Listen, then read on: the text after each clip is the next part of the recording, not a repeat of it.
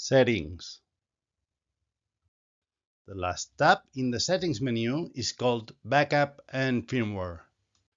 The first two options are for managing the backup files. Export downloads a backup file to your PC.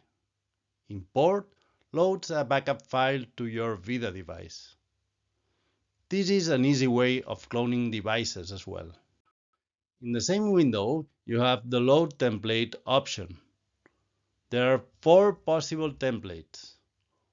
4 monozones in zonar mode with 4 mono inputs and 4 sources.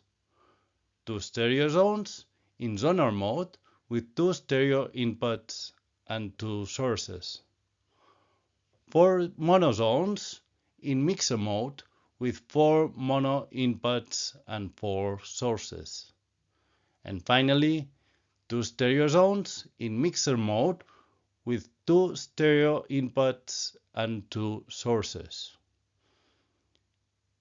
In these templates, different colors are assigned per output, and some panels are already created. One to control all the zones, that is a public panel, and private panels per zone assigned to users. Some templates may be a good starting point for your configuration. Check them out.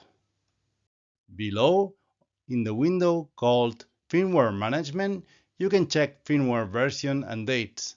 There are 2 buttons there. With Check button, you will check if your device is up to date or not, if the device has internet connection, of course. With Load button, you can load a firmware file from your PC.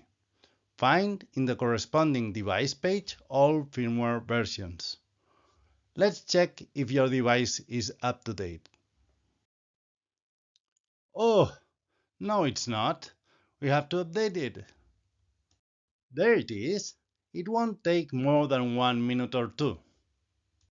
If you enable the switch of automatic update, the device will do so. Define when it will be checked, at boot up or some fixed time every day.